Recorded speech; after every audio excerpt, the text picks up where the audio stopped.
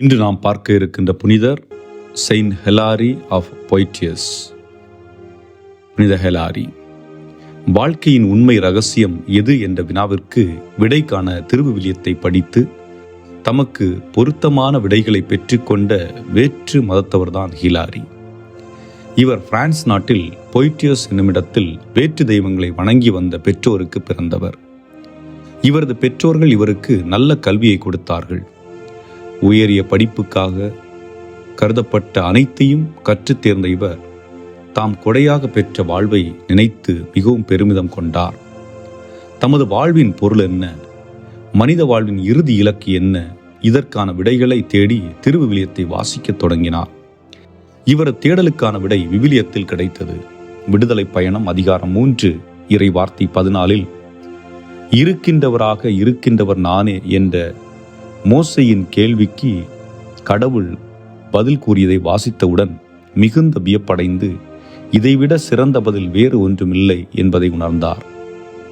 அவ்வாறே திருப்பாடல்கள், இறைவாக்கினர் நூல்கள் இவற்றையெல்லாம் வாசித்த போது கடவுளுடைய பேரன்பு, வலிமை, இரக்கம் மற்றும் அழகை கண்டு வியந்தார். உமது ஆற்றலை விட்டு நான் எங்கே செல்லக்கூடும் என்ற திருப்பாடல்கள் வரியை வாசித்த வேளையில் கடவுள் எங்கும் நிறைந்திருக்கின்றார், எல்லாவற்றிற்கும் முழுமுதற் காரணமாய் இருக்கின்றார் என்பதை உறுதி செய்து கொண்டார்.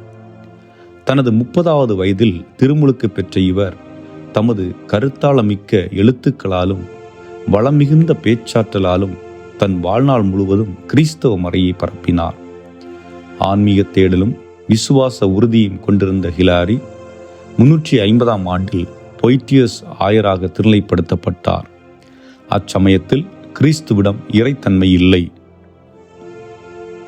மனிதத்தன்மை மட்டுமே உள்ளது என்ற ஆரியூரின் தப்பறை மிக தீவிரமாக திருச்சபையில் பரவி கிடந்தது. இந்த தப்பறை முறியடிக்க தீவிரமாக செயல்பட்டார். அச்சமயத்தில் இந்த தப்பறையின் தாக்கத்தை பற்றி விவாதிக்க, சரியான பதிலடி கொடுக்க ஆர்ல்ஸ் நகரின் பேராயர் மாமன்றத்தை கூட்டினார். இக்கூட்டத்திற்கு ஹிலாரி சென்றார்.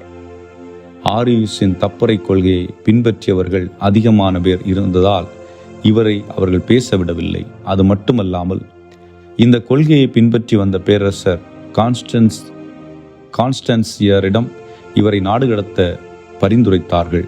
பேரரசரும் ஹிலாரியை சிறிய ஆசியாவிற்கு நாடு கடத்தினார். சிறிய ஆசியாவில் 3 ஆண்டுகள் தங்கியிருந்தார். இந்த நாட்களில் கிரேக்க தந்தையர்களை பற்றி நிறைய அறிந்து கொண்டார். தனது வாழ்க்கையின் மிகச்சிறந்த பங்களிப்பாக அவர் கருதிய மூவர் இறைவன் என்ற நூலை எழுதினார். 359ஆம் ஆண்டு கிழக்கத்திய ஆயர் பேரவை அழைப்பின் பெயரில் செல்சுயா மாமன்ற கூட்டத்திற்கு சென்றார். அங்கிருந்து ஆயர் பேரவையின் பிரதிநிதியாக மற்றொரு கூட்டத்திற்கும் சென்றார். யாருடைய குரலுக்கும் செவிமடுக்காத பேரரசன் ஹிலாரியின் விளக்கங்களை கேட்க மறுத்து தனது தப்பறை கொள்கையிலேயே நிலைத்து நின்றான்.